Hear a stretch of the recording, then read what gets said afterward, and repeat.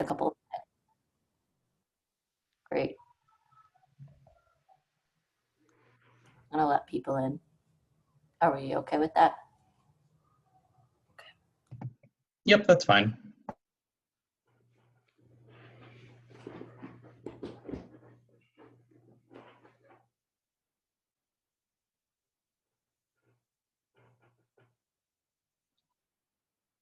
Why don't we have the people who aren't speaking turn off their mic or turn off their cameras and their mics, and then just pop them back on when it's your time.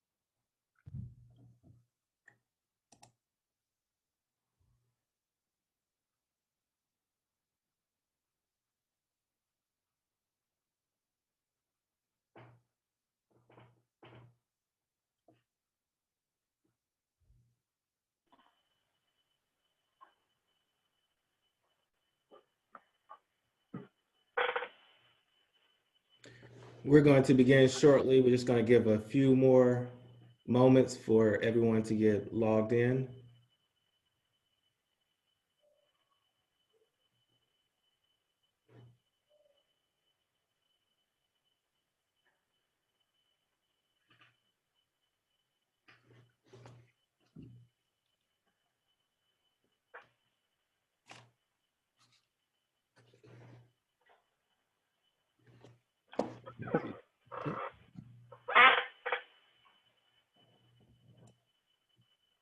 It's going to be fun.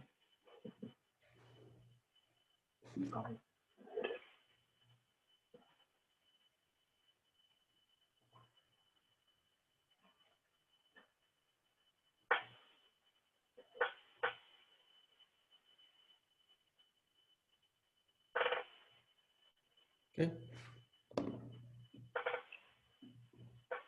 Okay. 104. We're gonna go ahead and get started. Woo! Let's do it. Let's go. Let's go. Welcome, everyone. Yeah. And I'm so excited that this day is finally here. No more emails, no more Zoom meetings. We are here to meet with you. I want to thank all the students that are here. I know your weekends are precious. Your time off service is precious, but we thank you for spending a few hours on your Saturday here with us. From my personal experience, I just know that the transition from a student to a resident can be difficult just because of lack of mentorship, guidance, or just having someone to bounce some questions off of. And that's why we are here today. Next slide. Radiology Bootcamp is a multi-institutional commitment of excellence between MGH, Emory, and Vanderbilt to provide sustained longitudinal guidance, mentorship, education, and research opportunities for medical students of all years, regardless of your experience. You may feel that you're not sure if radiology is the field for you. That's okay. We still want you. You may feel like I don't know enough about radiology yet. That's okay. We still want you. You may feel you just need more educational exposure because that's not something that you're getting at your home institutions. That's okay too. We still want you. So what are you going to get from us today? You're going to get informative and interactive quarterly events that will demonstrate the diversity of our workforce and the breadth of career opportunities provided in the field of radiology. Together, we are committed to building a diverse pipeline of learners that are well-versed and equipped to serve an ever-changing patient population. Exactly. Thank you, Dr. Bradshaw, for that. I'm so into looking for more ways to get exposure out there for people like me that love radiology, but just need to find the ways to get a mentor, ways to find research opportunities and education. And those are the pillars that this program, the bootcamp, stand for. So let's start with mentorship. We want to provide you all with mentors to share, with mentors that share your background and people that have gone down the journey upon which you're about to embark. We're building a registry of mentors from all stages of their careers, whether that be retirees, attendings, fellows, and residents, and even you as a med student can be a mentor to other medical students, to high school students, to undergrads, those people who are looking up to you. And we're trying to provide you with those tools. Additionally, we look up for research. Everyone deserves this chance, the right, the opportunity to participate, whether it's research in pathological imaging, clinical outcomes, quality improvement, or even health disparities. Regardless of what you have at your institution, we want to provide opportunities for you to get research. So we're working on a centralized database of mentored research projects that can be done remotely, allowing you, one, to get an opportunity to network, and two, give you a chance to publish in something that interests you. And we know that when things interest you, it's best because you're invested and impassioned about that topic. And lastly, education is something that we would like to encourage. We are making sure that we provide people with skills and radiological skills to be the best they can be as a doctor, no matter what specialty, even if that's an OBGYN using ultrasound or neurosurgeons relying on MRI. Everybody needs to know a little bit of radiology.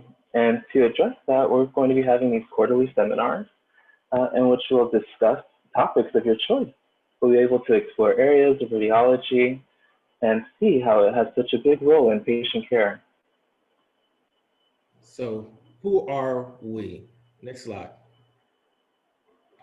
I know you've seen the institutions, but I want you to take a look at this slide.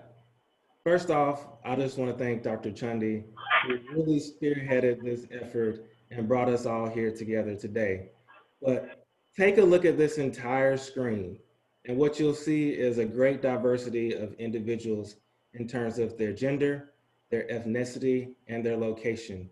We literally have people from both coasts that are here and committed to helping you achieve your dreams. Next slide. So for anyone out there that is on this webinar, we want you to be a part of us. We don't care where you live. We don't care where you work. We don't care if you're a student, if you're in private practice, if you're in academics, or if you're retired. If you are committed to this effort, we want you to join our team. And yes, students, that includes you.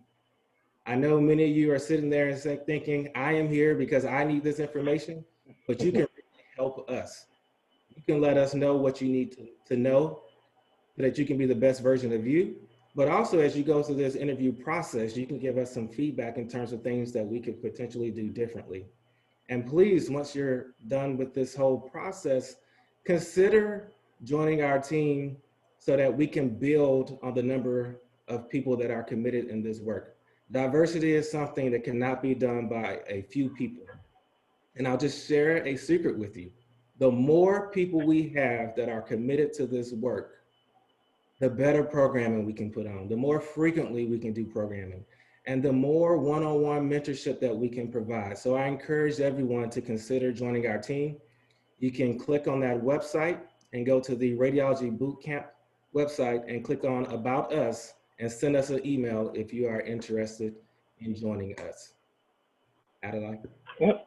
So what are we doing today? What's the purpose of our seminar, our first seminar?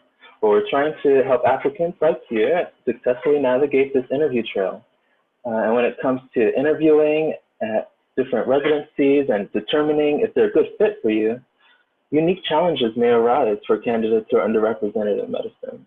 So through this event, we'll provide advice from attending fellows and residents that have thrived through this journey and have valuable information to share.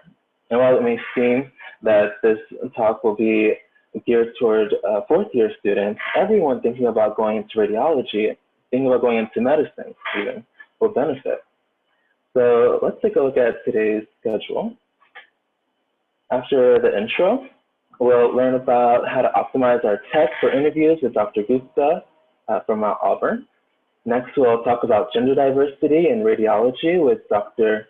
Zavaleta from Children's Healthcare of Atlanta.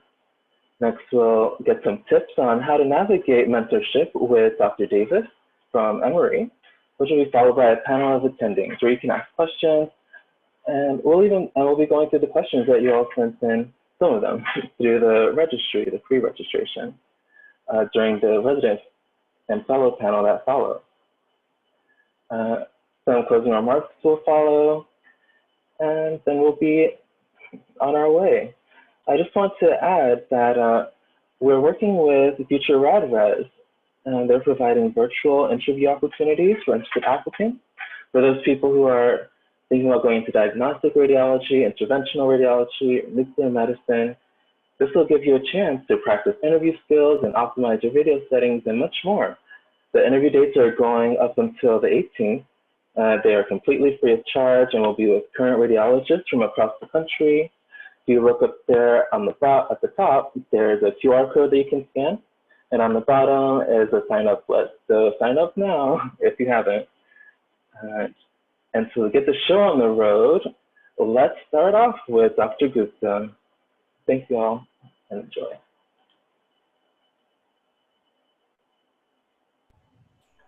All right, let me just share my screen. Okay, so I will be discussing the virtual interview and how to optimize your tech, but also yourself, because the tech is just one part of the interview day.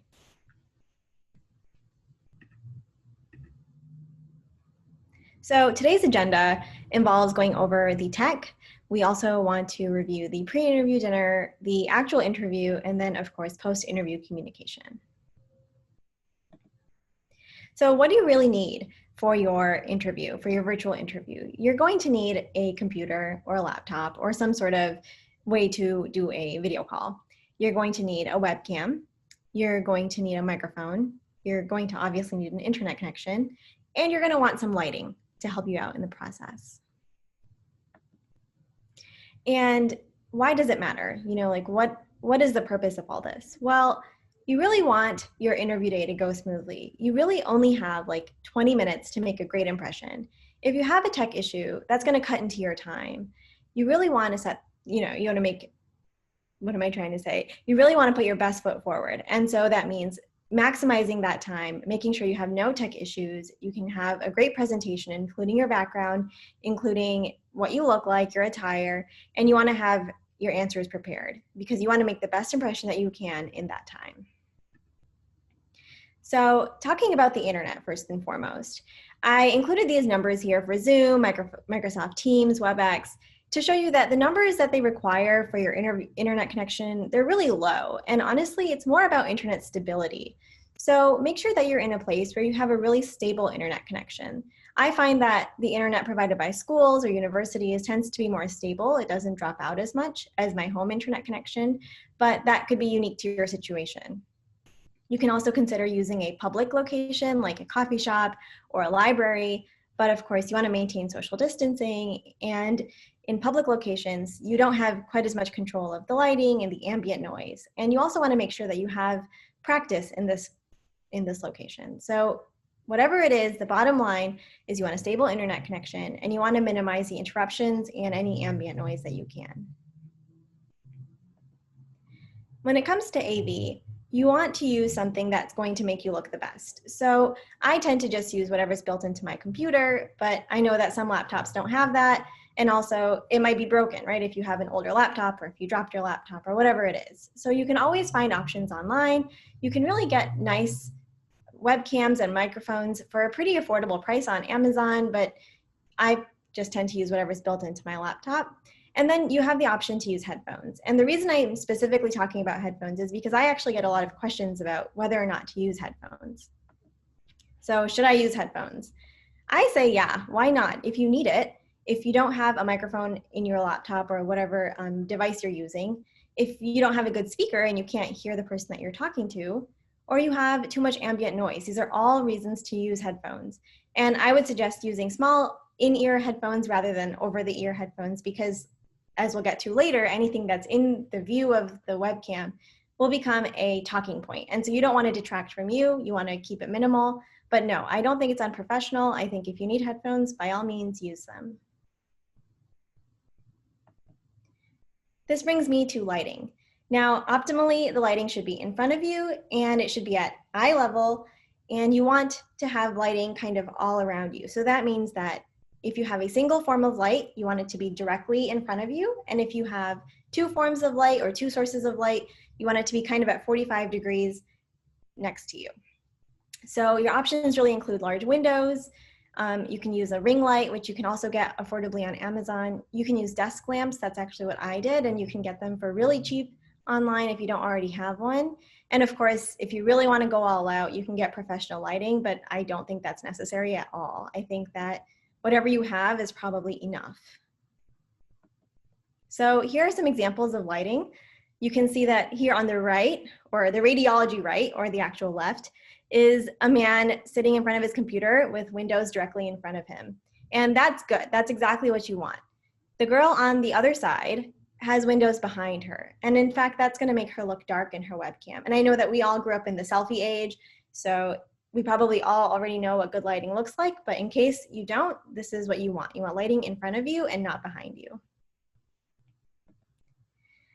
And as I mentioned, if you have two sources of light, you want them to be kind of on either side of you, in front of you. So as you can see, this person over here on the right, this is a kind of a before and after. You can see that she probably only had light coming from one side of her face because she has the other side of her face totally dark.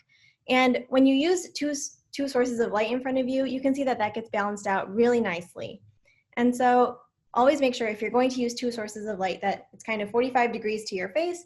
And if you're going to use one source of light, it's directly in front of you.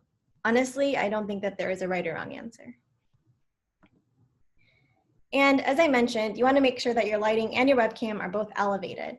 If your lighting is too high, you're going to produce shadows that go down. And if your lighting is too low, you're going to get shadows that go up. So make sure your lighting is right in front of you, just like your webcam, so that you're looking at people in the eye and not looking up or down. And of course, as an aside, make sure that your notifications for everything are off, including all of your devices, a computer, an iPad, a phone. If you have a landline, if you're at home, whatever it is, make sure that all notifications are off so that you don't have any interruptions from your devices. So part of the virtual interview is also the background. I say that you have about 3 options for this. You can either choose a white wall or any wall that's just plain behind you. You can choose to do a green screen, which I know, or a virtual background, as people say, or you can use what I call an embellished background, which is basically like having a focal point behind you. Now, in my personal opinion, I think that having a white wall or any plain wall behind you is probably your best option. Remember, anything that's in the frame of view can become a talking point. And sometimes you can strategically place things in your background that you want to talk about, but you really want the focus to be right on you. So I say that just choose a plain white wall so that the interviewer can focus on you and you don't have to worry about anything else getting in the way of your interview. If you do choose to do a green screen or a virtual background, I would suggest buying a real green screen and doing it the right way. I looked online and they're really not that expensive if this is the way you want to go, because otherwise virtual backgrounds can get really distracting. If you're coming in and out of it, or a portion of your chair behind you is coming into it, I find that they are not reliable. So if you do choose to do it, make sure you get a real green screen so that it looks perfect on your interview day. And then of course the embellished background. This is what I call the background that has 1 or 2 things placed strategically behind you so that it becomes a talking point if you want it to. Now, obviously you want to keep this very professional, you want to keep it conservative, and you want it to be something that you're comfortable talking about. So like a piano, like I have in the picture, or a plant or something that you're proud of, that you want to be focused on in the background, something that you want to highlight, but make sure it's not something that you didn't expect. Make sure that you look at your background and make sure you review it before it's time for your virtual interview. And all of this needs to be tested before your actual interview day. So your technology, meaning your microphone, meaning your lighting, meaning your webcam, you want to try it all out as though it's your virtual interview day. Make sure you practice your interview questions, because talking on a computer or talking to a computer is not the same as talking in real life. You want to make sure you try all the actual background that you are going to use. Don't just sit on your couch and do the mock interview. Really do it the right way. Make sure you wear something that you would actually wear to your interview day, and see if you can record the interview, because sometimes you don't realize the habits that you have, whether it's saying too much or using your hands in a weird way. So recording the interview, while awkward to watch yourself, I know we all had to watch ourselves, do OSCEs, but recording it and rewatching it does provide a sense of, okay, where can I improve? What can I do? And you may see things in yourself that someone else may not tell you or may not see in your habits. So this brings me to the pre-interview dinner. And I know that I have a feeling that everyone's going to be doing a pre-interview Zoom call this year. And I really think that this is an opportunity to shine and for you to really figure out whether a program is a good fit for you. Like I say at the top, don't take it lightly. This is a really important opportunity for you as an applicant to see what kind of people are the residents. Is this a culture that you fit into? You can watch the interactions between them and see, are these people that I would want to be friends with? Are they my type of people? This is really where you're going to see that, because the next day when you have your real interview with faculty, some people, they're not going to be as open. So I would really say this is an opportunity for you to see if you fit into the program. It will obviously be more challenging with a Zoom call, but you have to use every piece of information that you get at these things. And what I find at pre-interview dinners is the most important thing is to be respectful, to be polite, stay under the radar. It's really easy to become the guy that people really don't want to talk to at the pre-interview dinner if you're talking over people, if you're unmuting yourself at awkward times. So make sure that you stay under the radar, don't interrupt other people. And I think that's really the best way to handle the pre-interview Zoom call this year. What do you wear? You should wear business casual. I always say to overdress rather than underdress. So if you want to be the person that shows up in a t-shirt, by all means, that's up to you. But I always suggest wearing, for women, a nice blouse, or for men, a button-up. You just don't want to be the person who's the least, not the least dressed, you know what I mean? The most casual. Obviously, you also want to have your camera on. The more FaceTime you get with the residents, the better. And so I know it may be tempting to just not have your camera on, to keep it off and just be casual, but I really suggest, taking this opportunity to put the best version of yourself forward. This is the place that you want to go. This is an opportunity for you to shine. So turn that camera on, be professional. You got this. And a lot of the pre-interview dinner is all about asking questions, or a Zoom call this year, sorry. It's all about asking questions that you don't feel comfortable talking about in front of the faculty. And I have some examples on my next slide. Okay, questions to ask without faculty around. This is totally up to you in terms of what do you feel comfortable asking. So I would say to residents, ask them about if they feel supported, and ask them about changes that were resident driven within the program, and how did that turn out for them? Was this a positive change? Was it not a positive change? Because that will tell you really, is this a resident driven program or is it not a resident driven program? And you may get a different answer from the faculty. They will also probably be the first to tell you about any changes coming to the program, which maybe the faculty are not ready to tell you about yet the next day. If you're planning to have a family, or even if you're not, and you don't feel comfortable asking about parental leave policies the next day, this can be a good time. In fact, you can ask about other residents that have started families during residency. Remember, 4 years is a long time, and you really want to have a great experience during that time. And of course, as I mentioned before, notice interactions between the residents, because this is when you're going to get a good idea of fit.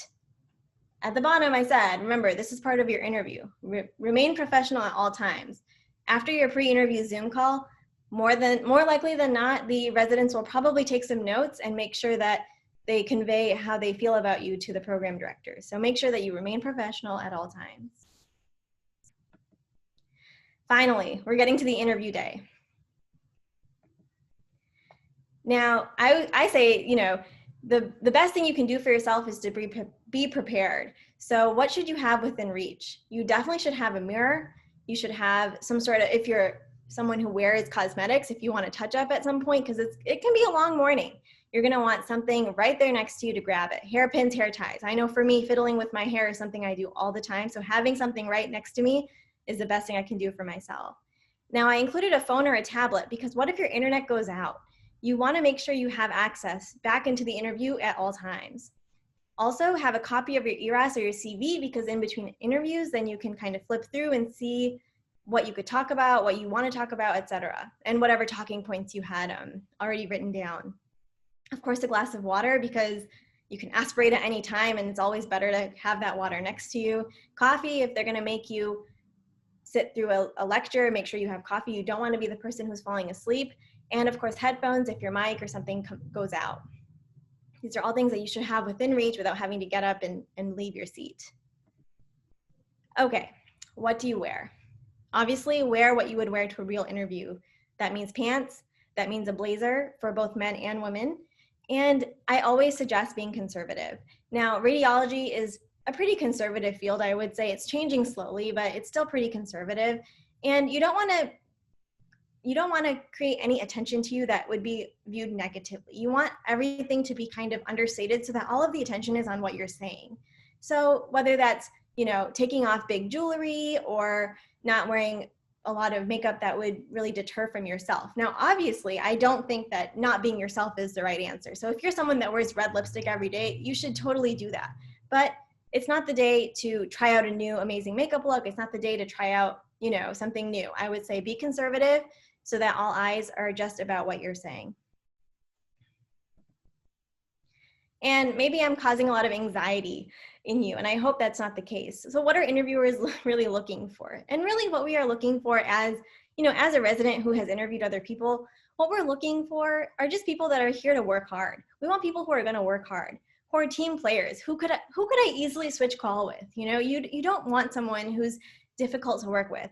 And of course, our program directors are always looking for people who are professional, meaning they're not going to create waves. They're not going to create a negative energy within the program. You really want someone who's positive. And I just hope you realize that none of these things have to do with your application.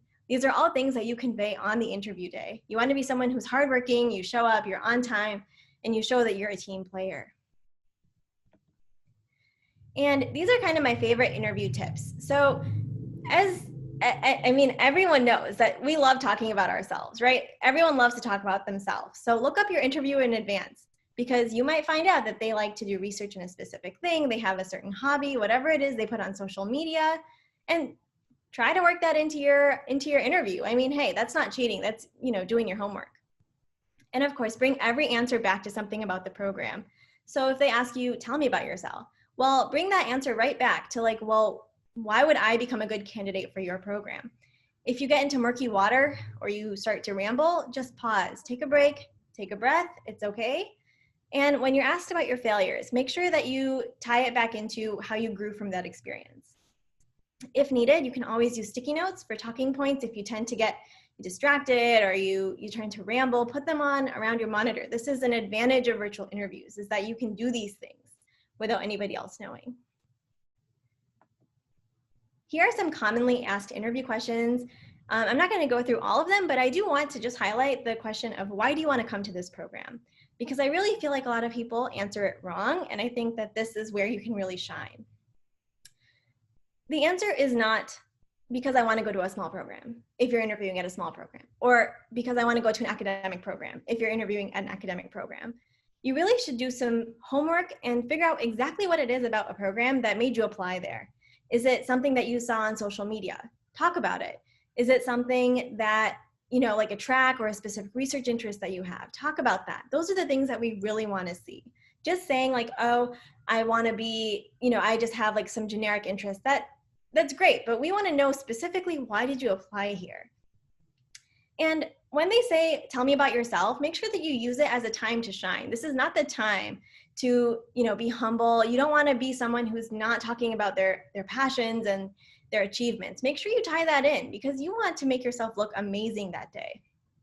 And one of my favorite pieces of advice that I ever got was that you should just use a couple of things, a couple of experiences, and you can use them in a variety of ways, whether it's a strength, whether it's something that you learned from, an experience that you learned from, etc. You can really use a couple of experiences in multiple different ways. And if you have more questions about that, we can talk about that more later. And just as important as an interviewer evaluating you, you want to make sure you are evaluating each program. So when they say, do you have any more questions? You should always have more questions. And I have a few here. Again, I don't want to read these to you, but you can always take a screenshot and save it for later. A couple that I just want to highlight are, what is the relationship between, like, with the technologists and other specialties? Realize that radiology has a really unique place and role in patient care, and so these relationships are extremely important. You want to make sure that radiology isn't disrespected. You want to make sure that, you know, you have a great relationship with the technologists, because they can really bail you out when you don't know what else to do. And also ask the same question to multiple residents. You may get a different perspective. You can even ask them, like, would you choose this program again? And maybe between 5 residents, 2 of them will have different answers. So you can always ask the same question to multiple residents, to multiple faculty, because you'll get multiple, how many times can I say multiple? You'll get many different perspectives. And always have a backup plan. The first and foremost thing to do is not to panic. You don't want to be the person who gets flustered and then all of a sudden now your internet's not working and you miss your opportunity to shine. It's okay. If something goes out, your lighting goes out, it's okay. They're not evaluating you on your lighting. If your sound or your microphone goes out, just grab some headphones, no big deal. If your video goes out, that's okay. First of all, you can always just do an interview by audio, but also if you have a phone or a tablet nearby, like I said, this can be easy. You can just pop right back in. And of course, if your computer dies or your internet goes out, make sure you have a phone number or something you can call into right away so you don't lose too much time. And of course, post-interview communication. Now, this is extremely program specific. Every program will have their own stance, whether it's do not send anything or yes, our program director loves if you send something. The main rules are, if you tell more than one program that you are ranking them #1, you're gonna get into some trouble with that. So don't do that. Always say thank you to the program coordinator. They actually have a lot more say than you think, so always be polite to them. And know that thank you notes are never required. It's just up to you. And of course, include your application ID so that they can print it out and put it with your application. And as I mentioned, we really care about the basic things. Are you a respectful person? Are you someone who's not going to lie to us? Are you polite to everybody that you see, including the technologists, including our program coordinator? And of course, be on time. Make sure you test out your tech in advance. Make sure that you are ready to get logged in, like 20 minutes before the interview starts, because these are things that we notice. We're all on a schedule. We want to make sure that you have the most time to shine. And as I mentioned, everything is a talking point. Your background, your application, what you're wearing, and the questions that you ask. These are all things that are talking points. So use them in your favor. Make sure that it doesn't come back to attack you, and just have fun with it. This is supposed to be not stressful. It's supposed to be fun, and I hope that you guys have a fun interview day. So that's it for me. I have all these social medias. I'm on Instagram and Twitter. So if you have any questions after the fact that you think about, just reach out to me. And I also have a YouTube channel. It's at just Yasha Gupta MD. And you can always watch my videos. I try to answer all these questions on there too. And let's see, I think we probably have some time for questions. Yes, it's only 2:30. Let me stop sharing. Great, thank you so much.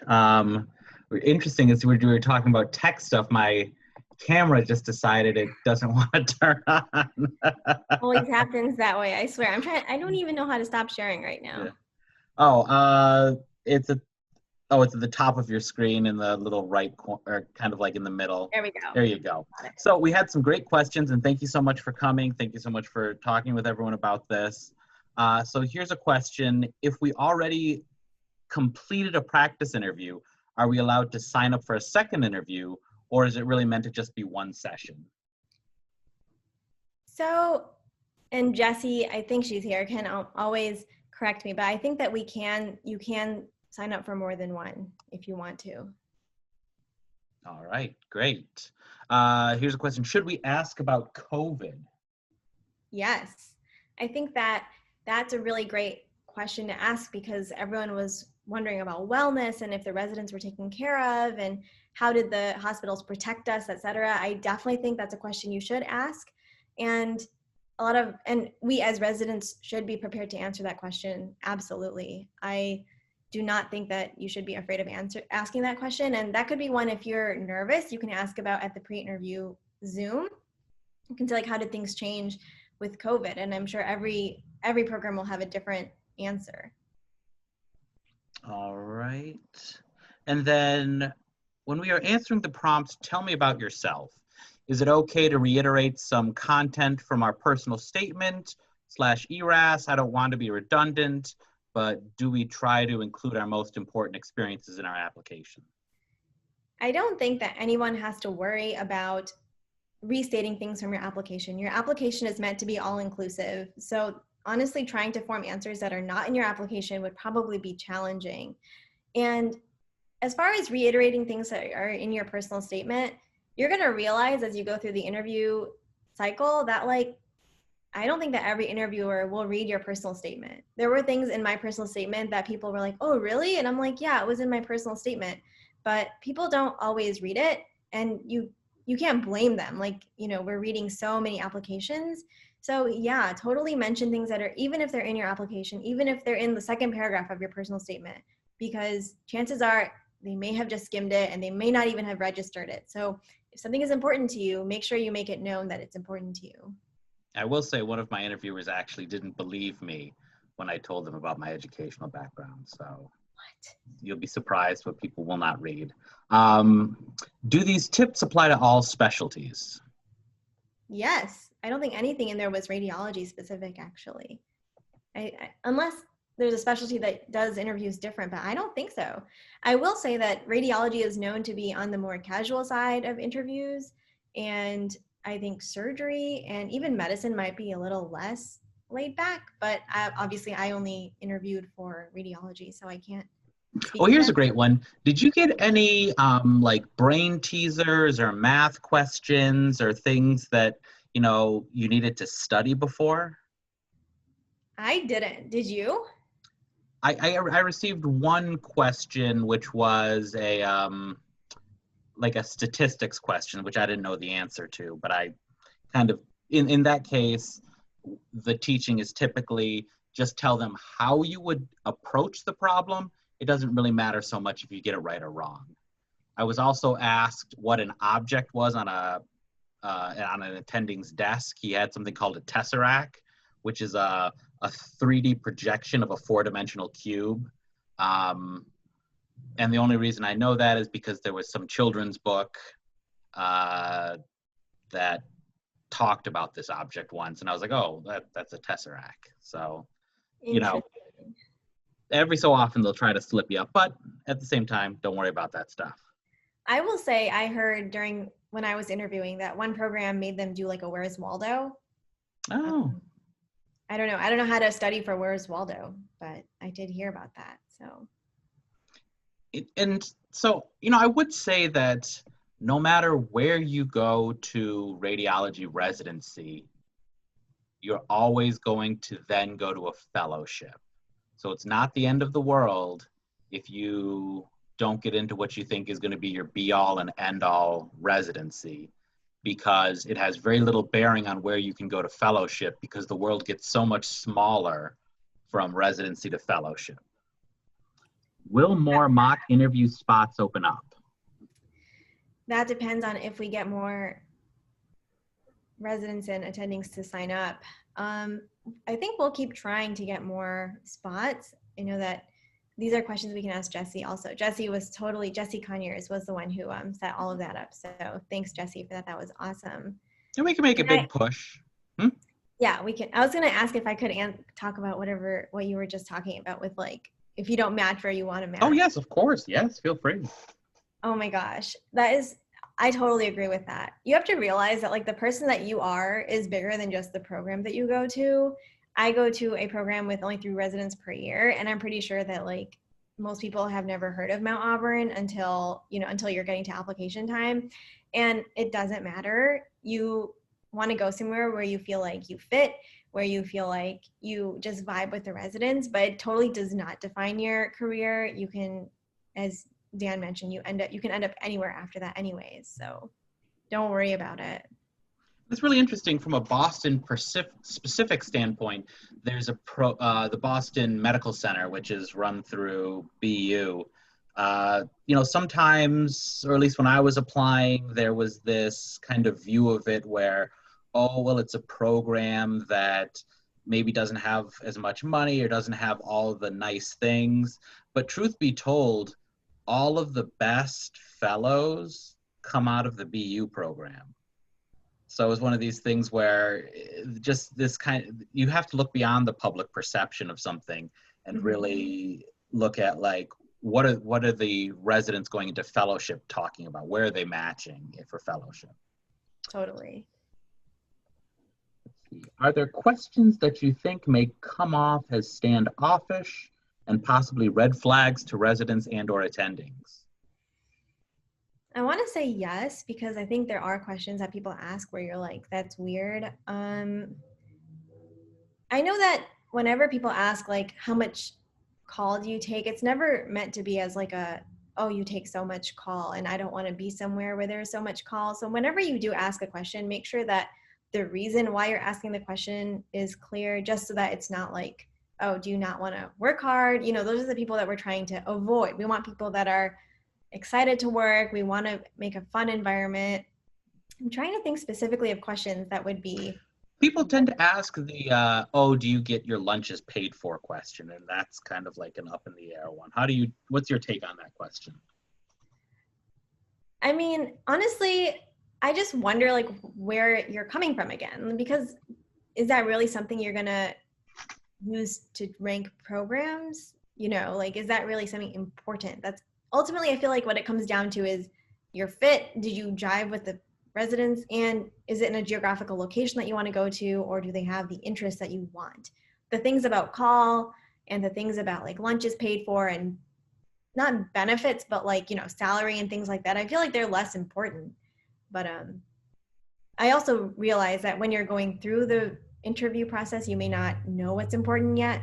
And so you might just ask all the questions. But specifically to answer the lunch question, I don't know, like I just find questions like that very specific. What do you think? You know, I I agree like you. Asking about vacation time, asking about if lunch is covered. I mean, sure, it's of marginal importance, but in the end, you make a residence salary, and if your place has moonlighting, you can easily double your salary, in which case getting like a $4 piece of pizza daily is unexciting to me. Now, one thing that's very contentious recently is, well, I think it's contentious, maybe other people don't, whether or not playing video games is considered something positive. Is it negative? Is it in between? Are you ambivalent on the topic? I'm getting flashbacks to our Twitter conversation about this. Look, if you're passionate about something, it doesn't matter to me what it is. It can be like growing plants and it can be video games. We have an attending at Mount Auburn who loves video games. Like, he'll talk about it for hours.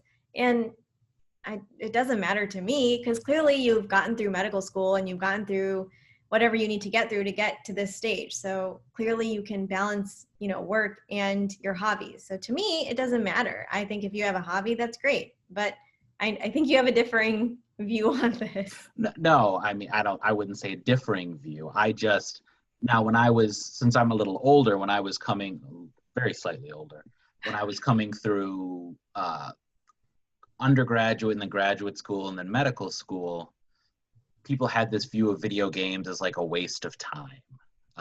And so that's just something that is kind of, obviously I play video games, right? I'm looking forward to Baldur's Gate 3 if anyone's interested. But the thing is, it was something that I was kind of trained not to say. And so then many of those people who were the ones who led to me being trained not to say that are still in positions where they're picking residents. Mm-hmm. So it's one of these things where maybe the younger generation is for it, but you should always be aware that the older generation may not look at it as positively. That's kind of what I was alluding to when I was talking about dressing conservatively. Mm-hmm. A lot of the people that are program directors and, like the older generation of radiology is really conservative. Obviously, radiology was traditionally a white male specialty, and I think that that's still sort of true, but things are changing now. So it's up to you which way you want to take it. It's up to you if you want to be like, no, I'm going to be myself and I don't care if they don't like me, I don't belong there. That's one school of thought. And the other one is like, oh no, I should, remove my wedding ring and make myself into this conservative person for one day. And then I can always like be myself later. And I'm obviously the person who's just like, be yourself, do whatever it is you think is right. But I know that there were people in my medical school class who did take off their wedding rings for interviews. So it's, it's up to you, like whichever school of thought you're into. I totally think just be yourself, but that's exactly. This actually raises a very interesting point. What do you advise students do? And you don't have to answer this if I'm putting you on the spot. If they're in a setting where they receive a match violation, or the interviewer comes off as very combative, or there's some situation that develops? So I actually was thinking about the answer to this before we started, because I had a feeling this question would come up. Unfortunately, these match violation questions come up more often than you expect, especially as a female. They ask about if you're planning to have children, or if you're married or whatever, and those are all match violations. They can't ask you those questions.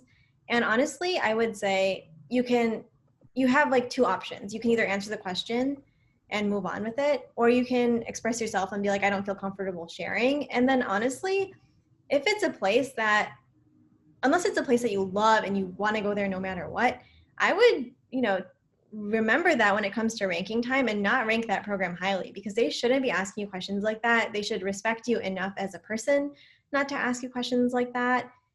And I just don't think that it's appropriate at all to ask those questions, because unfortunately a lot of those questions come to women and not men, and I don't think that's fair. And it's, again, because radiology is such a male dominated field that it becomes kind of more okay to talk about these things. But unfortunately the match is the match, and I don't think that you should feel like you have to answer that question. You can say, I don't feel comfortable answering that question.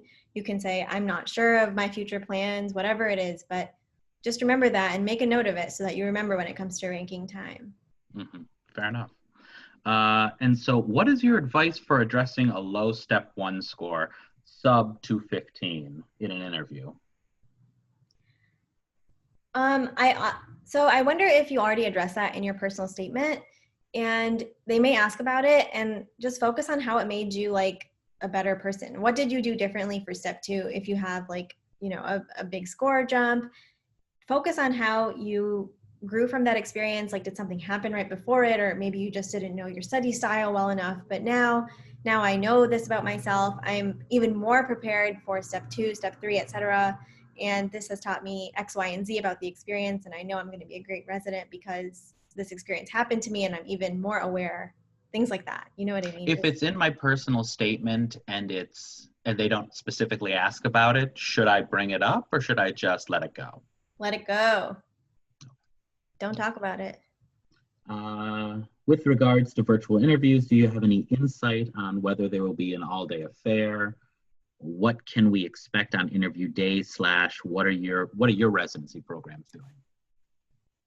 So I think that residency programs are going to try to make it as similar to the real interview day as possible. Like, I know that we want to make sure that people can see our lecture style and our case conferences. So we do want people to tune into that in the morning. And then I anticipate it will be a half a day type situation. Like, we just won't have lunch at the end, but instead we might have like a group of residents get together just to talk to the applicants at the end of the day. I think most places are going to try to keep it similar to a real interview day. What do you think, Dan? Yeah, no, that seems reasonable. That seems like what I would expect them to do. We don't have a ton of information yet. My expectation, like Yasha was saying, interviews are equal parts for you and for the program directors and attendings, and many of the interviewers have been around for a long time and are used to a very standard style, so they will probably stick to that same type of style, which would be, I mean, maybe you don't get a tour, so maybe they'll record a tour beforehand, but then they'll have you log in and you'll sit there all day and then maybe click into some interviews later. Exactly. Let's see. I know personalizing your personal statement to a specific program in the past was only done if you had very, very strong ties to the area. I don't know if that's true, but does that change this year? I've heard conflicting things for applicants and faculty. I think if you have an interest in a program, you should personalize your personal statement. And I think it's more important this year to do it than ever because you can't do an away rotation and you can't say it in real life like, oh, I really love your program. So any way that you can signal to programs that you want to go there, like your personal statement, you should do it. I know it's annoying and tedious to do it for a lot of programs, but if there's a specific area you want to go to, you have to do it in any way possible. Mm-hmm. And sometimes it's very easy to find little tidbits of information about, it depends on how you're writing your personal statement. But one of the things I found was very helpful in my personal statements, or at least in the Boston area where I was before, well, I guess that means ties to the community. I was saying, like, I'm interested in taking care of this demographic of population, but that also works in, say, the West Coast and parts of Middle America as well. So there's always slight ways that you can kind of tweak, and that definitely sends to the programs that at least you're thinking about them. Mm-hmm. Are there some cliche things to avoid saying during the interview? I know that we always say, I like solving puzzles is cliche, but that is a lot of what radiology is. I don't know if there's anything so cliche that you shouldn't say it. What do you think? I don't believe in cliches. I think as long as you don't vomit on them in the interview, then you're fine. Yes, I don't think there's anything cliche. Mm-hmm. Say whatever comes to your heart. In your experience, what percentage of your interviews seem to have actually familiarized themselves with your statement? How many people read your personal statement? Low percentage. Mm-hmm. How many people read your ERAS? Just any of it, more than your name. I think maybe half read at least some of it. I know everyone just skips to the hobby section, but probably not a lot. The questions that we ask you are mostly like, tell me about yourself, which has nothing to do with your ERAS. It's about why radiology. These are all questions that are answered in your ERAS, but nobody really, I think a very small percentage of people really read the entire thing. Mm-hmm. All right, so here's some interesting questions. Resident dinners are a great time for students to see if the program is a good cultural fit for them. Now that they're doing virtual interviews, how do you advise these students to get this gut feeling? Yeah, that's the hard part. I think we're all still trying to figure that out. Obviously, doing it away is not possible. I think that you'll figure it out based on the personality of people. Like, it's hard to mask a personality online, in my opinion, especially with video and everything. Is your department doing like a fun, this is what resident life is like video? We did a video. It's more informative than fun. It's just like, this is residency here. It's not like we go kayaking and, you know, do all of these things together type of video. But you're right, that's a good way to figure out if the program does have that. I know social media doesn't help that much, but you can try to envision yourself at that program. I know this is so unhelpful. I don't think there's a good way to figure out that gut feeling this year, unfortunately. But Edward Kim had written that, so maybe we think about that offline and then we work on coming up with a good way. I'm sure every program would be interested in hearing that. Were you asked about clerkship grades in your interview? No. Easy enough? No. Yeah. In your experience, what percentage of your interviewers seem to have actually, okay, we answered that one. Given that personal statements may not be read in full, truth, how do we most effectively express interest in a school other than simply applying? So there are a few ways. The first is obviously putting in your personal statement, which, as you said, probably won't be read. Also, getting involved with their social media, if they have a social media presence, like following the residents, the chief residents, all the accounts, and just noticing like what are things that they are doing, because those are things that you can also talk about at your interview day, and that'll show interest because I will know that you have reviewed our social media. You can also email the program I suggest emailing the program coordinator or the residents and avoiding emailing the program director directly because it may not get read. And you can email us with your interest. I've had people message me on social media about their interest in our program. I think any of those ways are good ways to do it because I know that our program director, and I'm sure we all want people that want to be at our program. So if you specifically say, I want to be at your program, that will at least alert our programs, and we know we will pull your file and look at it more closely. Definitely. Hey, Nothing Dan. is more useful than actually just saying to someone, you are my top choice. Hey Dan, this Yes. is Melissa Davis, just jumping in here a little bit because I was reading personal statements, at least the beginning of them, and then it gets a little blurry towards the end because they get long. So like my advice would be to put the impact up top, like put like what you want to say in the first paragraph or the second paragraph. After that, things start to, you start to drift, the attention starts to drift. So, and then, think about structuring of it. If you have things you want to say, make them first sentences of paragraphs because people generally read the first sentence and then skim the rest. So those are ways to like make things pop in the personal statement. Just want to jump in there and say that. Perfect. Yeah, great. Thank you. Let's see. When I am asked, what do you think defines you?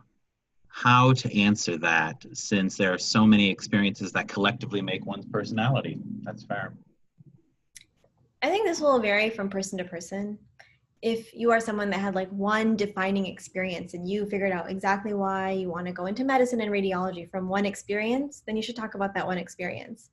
But if not, you can easily pull from multiple experiences. What do you think defines you? That's such an interesting question. And in fact, I would have to think about how I would answer that myself. But you can pull from various experiences. I don't think that you have to just choose one. And I'm trying to think about how to answer this question. Just think, yeah. If No, there I are, mean, it's a good answer. I don't know. What do you think? At some point, you're just selling yourself, right? You're selling yourself to a program when you're answering these questions. So whatever gets the job done, whatever tells the best story in the end. There you go. Awesome. Well, this has been fun. Thank you all for having me. Yeah, so we have some more questions. What I will do is, we have a considerable number more questions. So I will copy them down and I'll stick them I'll email them to you, and maybe you can set up some time to answer them on your YouTube channel. Does that jive?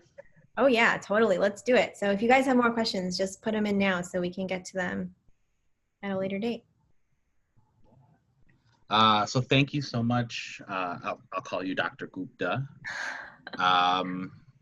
Yeah, I mean, our generation of people, we don't really go use the doctor thing. So first names are fine. Of course, we are colleagues. Yeah. So thank you. And next up, we have, actually, I just brought that down. I can't believe I didn't even look. Next up, we have our keynote address. For this time, it's from Vaz Zavaleta. Let me know if I said that right or wrong, who is a pediatric interventional radiology fellow at Children's Healthcare Atlanta, and will be talking to us about gender diversity in radiology.